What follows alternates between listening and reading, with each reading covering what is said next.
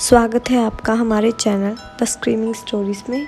तो आज का एपिसोड शुरू करते हैं।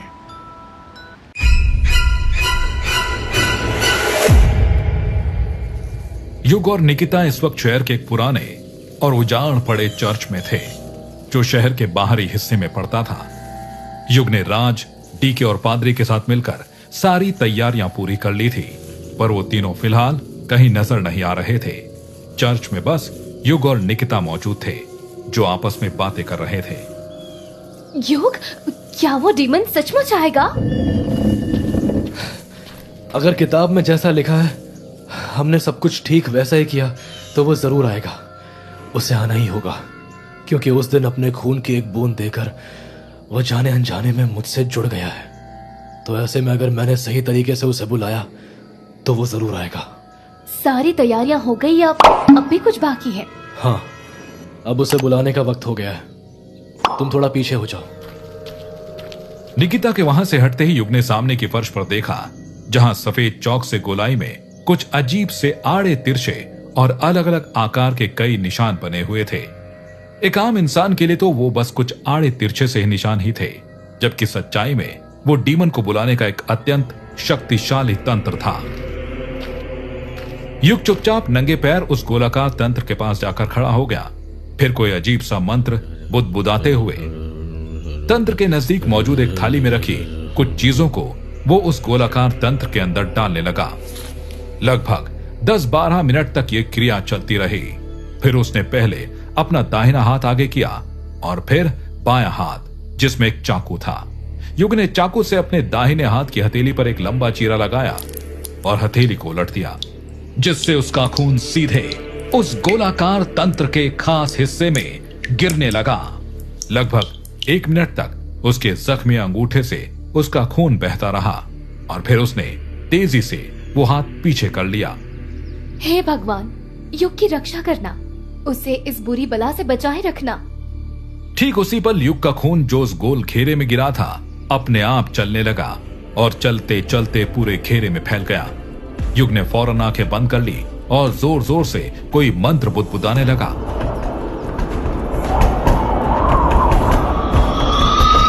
अचानक वहां शाश्वत पर नजर पड़ते ही युग और निकिता पूरी तरह सहम गए। शाश्वत के चेहरे पर जबरदस्त गुस्सा झलक रहा था। उसकी आंखें अंगारों की तरह दहक रही थी। वो लगभग गुर्राते हुए बोला, तुम्हारी हिम्मत कैसे हुई मुझे इस तरह बुलाने की? क्या तुम भूल गए? तुम्हारी आत्मा आज भी मेरी कैद में है।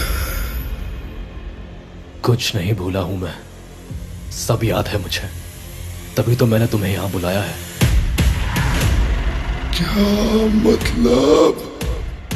मतलब ये कि मुझे मेरी आत्मा वापस चाहिए।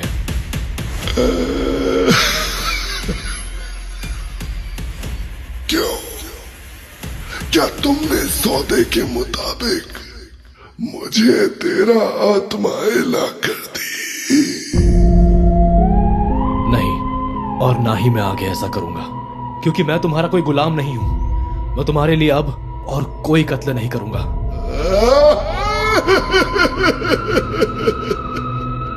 तुम शायद भूल रहे हो कि तुम्हारी आत्मा अब भी मेरे पास है, और जब तक तुम्हारी आत्मा मेरे पास है, तुम मेरे गुलाम हो। गुलाम! माना कि अभी मेरी आत्मा तेरे कब्जे में है, पर ज्यादा देर तक रहेगी नहीं। तू खुद मुझे मेरी आत्मा को लौटाएगा। मैं तुझे तेरी आत्मा लौटाऊंगा, और वो कैसे? ठीक उसी पल युग ने निकिता की ओर देखा और आंखों से उसे कोई इशारा कर दिया। युग का इशारा मिलते ही निकिता ने पास रखा एक लोहे का सरिया युग की तरफ उछाल दिया, जिसे युग ने हवा में लपक लिया। इससे पहले कि शाश्वत को कुछ भी समझ में आता, युग ने लोहे का वो सरिया शाश्वत के सीने में घुसा दिया।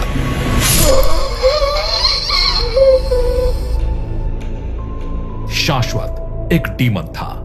युग का वार भले ही उसके लिए जानलेवा नहीं था, मगर दर्दनाक तो था। दर्द से तड़पते हुए उसने गुस्से में युग को देखा और उसकी ओर अपना दाहिना हाथ हवा में लहराया। उसका हाथ सावधान युग को बस हल्का सा छुपाया था। बस इतने भर में युग के पैर जमीन पर टिके नहीं रह सके।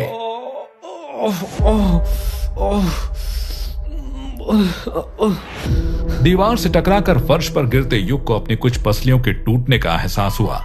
उसके होठों से जोरदार कराह निकल गई। युग! दूसरी ओर शाश्वत ने अपने बाएं हाथ से वो सरिया अपने सीने से निकाला और दूर एक कोने में फेंक दिया। राज, डीके, अभी! धूल और धुएं के गुबार में शाश्वत को कुछ समझ नहीं आया, सिवाय इसके कि उस धमाके की वजह से वो फर्श तोड़ता हुआ नीचे पहुंच गया था, उस चर्च के तहखाने वाले हिस्से में जो उस फ्लोर के ठीक नीचे था, जिस पर थोड़ी देर पहले युग, निकिता और शाश्वत खड़े थे। आखिर में जब गुबार हटा तो उसने युग को, निकिता को एक साथ सीढ़ियों से उतरकर नीचे आते हुए देखा। तुम इंसानी कीड़े, तुम्हारी इतनी जरूरत, तुमने मुझे गिराया। वह तेजी से युग को मारने दौड़ा, मगर दूसरा कदम बढ़ाते ही उसे जोरदार झटका लगा और वो झटके से पीछे जा गिरा। एक पल को तो उसे समझ ही नहीं आया, मगर फिर अगले ही पल उसके चेहरे पर अजीब से भाव आए। उसने फौरन अपने पैरों के पास के फर्श को देखा। उसके पैरों के पास ठीक वैसी ही गोलाकार आकृति में कुछ लकीरें बनी हुई थी, जैसी ऊपरी मंजिल पर बनी हुई थी, पर फिर भी ये उस पहली वाली आकृति से थोड़ी अलग थी। कुल मिलाकर शाश्वत एक गोल घेरे के ठीक बीचों बीच खड़ा था। उस घेरे को पहचानने में उसे पल भर की भी देरी नहीं हुई। Demon's Cage! उसने नजरें दौड़ाई और युग की तरफ देखा, जो उसे देखकर मुस्कुरा रहा था। मैं तुझे मार दूंगा। किसी डीमन को डीमन्स केज से सिर्फ वही शख्स आजाद कर सकता है जिसे उसे उसमें कैद किया हो, इसलिए तू चाहकर भी मेरा कुछ नहीं कर सकता। इस बीच राज और डीके भी वहां आ चुके थे। उनकी नजर कैद हो चुके शाश्वत पर आ टिकी। क्या चाहते हो मुझसे? तो आखिरकार तुम लाइन पर आ ही गए। मैं जानता हूं कि तुम भी कभी एक इंसान हुआ करते थे, फिर तुमने कैसे हम इंसानों को कम आंकने की भूल कर दी। तुम्हें तभी मेरी चाल समझ जाना चाहिए था जब मैंने तुम्हें खुद अपने पास बुलाया था। तुमने ये सोच भी कैसे लिया कि तुमसे टक्कर लेने के लिए मैं बिना किसी तैयारी के तुम्हें यूं ही अपने पास बुला लूंगा। गलती हुई, फंस गया तुम्हारी कैद में। क्या मेरे मुंह से अपनी तारीफ सुनने के लिए कैद किया है तुमने मुझे? नहीं ना। तो फिर अब मुझे बताओ कि कैद से आजाद करने के बदले तुम्हें मुझसे क्या चाहिए? मेरी आत्मा का हर एक टुकड़ा मुझे लौटा दो। मुझे मेरी पूरी आत्मा चाहिए। यह मुमकिन नहीं। मुमकिन है, बिल्कुल मुमकिन है। अगर तुम चाहो तो मुमकिन है। अगर तुम्हें इस कैद से छुटकारा पाना है तो तुम्हें मेरी आत्मा मुझे लौटानी होगी, वरना तुम हमेशा हमेशा के लिए यही कैद रहोगे। इलाका शहर से बाहर है और यहाँ कोई नहीं आता जाता, ऐसे में तुम शायद सदियों तक यही कैद रहोगे। ठीक है, मैं तुम्हें तुम्हारी रूह लौटा दूंगा। अब मुझे जाने दो। ऐसे नहीं कमीने, ऐसे नहीं। पहले तुम मेरे सामने वो कॉन्ट्रैक्ट पेपर जलाओगे जिसमें मैंने अपनी आत्मा तुम्हें बेच दी थी, तब जाकर मैं तुम्हें आजाद करूंगा। ठीक है।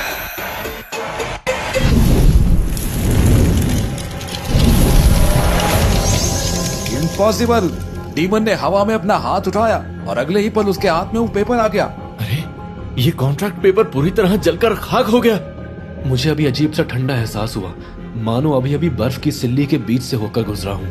उसे एहसास हो गया था कि उसकी आत्मा वापस उसकी हो चुकी थी। इसी के साथ ही उसका चेहरा खिल उठा। ये देखकर निकिता से रहा नहीं गया, वो एकदम से युग के गले लग गई। अगले ही पल राज और डीके भी युग से लिपट पड़े। युग ने भी खुशी से चहकते हुए उन तीनों को गले से लगा लिया। तुम्हारी आत्मा मैंने तुम्हें वापस कर दी। अब मुझे इस कैद से आजाद करो। मैंने ये कब कहा कि मैंने तुम्हें यहाँ कैद किया है? युग की बात सुनकर शाश्वत बुरी तरह चौंका और बोला, क्या ये तुम क्या कह रहे हो? तुमने ही तो मुझे। मेरे कहने पर ही मेरे दोस्तों ने तुम्हें इस कैद में गिराया था, मगर ये कैद मैंने नहीं, किसी और ने बनाई है। किसने? जवाब में युग ने तहखाने की एक तरफ इशारा किया और शाश्वत की निगाहें फौरन उस तरफ घूम गई। वहां कोई और नहीं बल्कि पादरी मारियो अल्वारेस खड़ा था, जिसके चेहरे पर दुनिया जहां का गुस्सा नजर आ रहा था। तुम कौन हो? तुम्हें मुझसे क्या चाहिए? इंसाफ! शाश्वत की आंखें बुरी तरह सिकुड़ उठी। तभी पादरी ने तेजी से आगे आकर कोई अजीब सा मंत्र बड़बड़ाना शुरू कर दिया, जो उसे युग ने दिया था। देखते ही देखते डीमन केज में फंसा शाश्वत अचानक से बुरी तरह जलने लगा। जलते हुए उसके मुंह से जो आखिरी शब्द निकला वो था,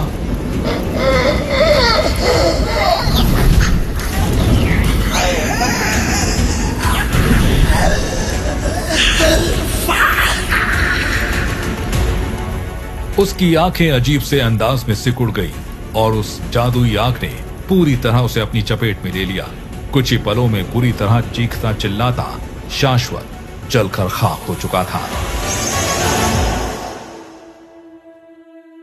अंत में उस डीमन्स केज में जो चीज बची रह गई वो थी बस उसकी राख।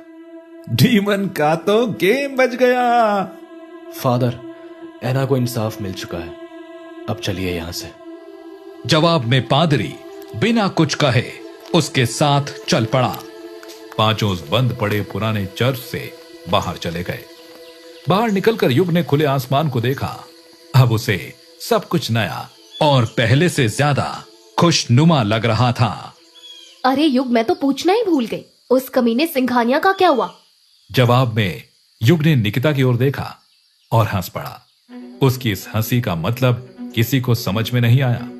ठीक उसी समय जब उसने शाश्वत के खिलाफ लड़ने का फैसला किया था, उसने सिंघानिया की कब्र भी खोद दी थी। वो भी इस तरह कि सिंघानिया चाहकर भी खुद को बचाने के लिए कुछ न कर पाए। दरअसल उसने आत्माओं के सौदे वाला वो कॉन्ट्रैक्ट पेपर चुपके से सिंघानिया की तिजोरी में पहुंचा दिया था और साथ ही उसने इस बारे में इंस्पेक्टर उदय को भी खबर कर दी थी, ये कहकर कि वह जिस सीरियल किलर को इतने दिनों से खोज रहा था वह कोई और नहीं बल्कि मनोज सिंघानिया ही है, जिसका सबूत सिंघानिया के ही घर की तिजोरी में कैद है। अगले ही दिन इंस्पेक्टर उदय की टीम ने सिंघानिया के बंगले पर छापा मारा। उसे वो कॉन्ट्रैक्ट पेपर मिल गया जिस पर वसंत के साथ साथ केशव राय और दिया के अंगूठे के निशान भी मौजूद थे। साथ ही दिया से उसका संबंध भी उदय ने ढूंढ निकाला और चूंकि युग से उसकी दुश्मनी जग जाहिर थी, इसलिए उसने ये थ्योरी दी कि युग को बर्बाद करने के लिए सिंघानिया ने उसके वफादार वसंत गौड़ को ठिकाने लगा दिया।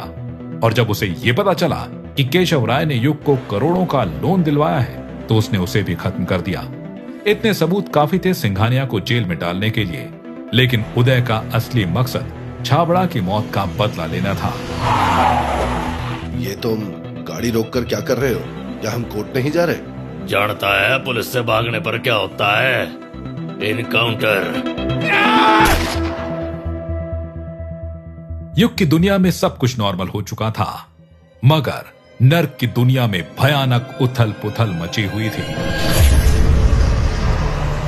जहां बुरी तरह घायल जूली एक भयानक और बदसूरत से महल के दरवाजे पर खड़ी थी, उसके ठीक सामने अंधेरे में एक साया खड़ा था। उसने जूली से दिल दहला देने वाली भयानक आवाज में सवाल किया, तुम यहां कैसे? क्या शाश्वत ने तुम्हें मरने के लिए छोड़ दिया? मेरी ये हालत एक इंसान की वजह से हुई है। युग, उसका नाम युग है। ये तुम मुझे क्यों बता रही हो? क्योंकि उसके पास आपकी डीमन बुक है। वह साया ये सुनकर थोड़ा चौंक गया। डीमन बुक एक इंसान के हाथ लग चुकी है? वापस लाना होगा। अगर मुझे फिर से नर्क का बादशाह बनना है तो उसे वापस लाना होगा और मैं उसे जरूर हासिल करूंगा, चाहे इसके लिए मुझे उस इंसान की जान ही क्यों ना लेनी पड़े।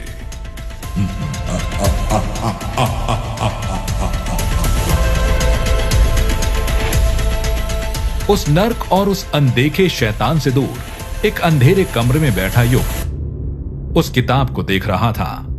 भले ही मुझे मेरी आत्मा वापस मिल गई हो, पर मैं अब भी नर्क की कैद से आजाद नहीं हुआ हूं। मेरे अंदर अब भी मर चुके शाश्वत का डीमन ब्लड मौजूद है, वो ब्लड जिसकी ताकत अविश्वसनीय है। शाश्वत के रूप में नर्क का शैतान हमेशा हमेशा के लिए जा चुका है। अब मुझे उसके जैसा कोई शैतान दोबारा अपने बस में तो नहीं कर पाएगा। अब यहां सिर्फ एक शैतान रहेगा जिसके पास डेविल्स बाइबल है, और वो हूं मैं। शैतान के इस बाइबल की मदद से अब मैं बनूंगा नर्क का बादशाह।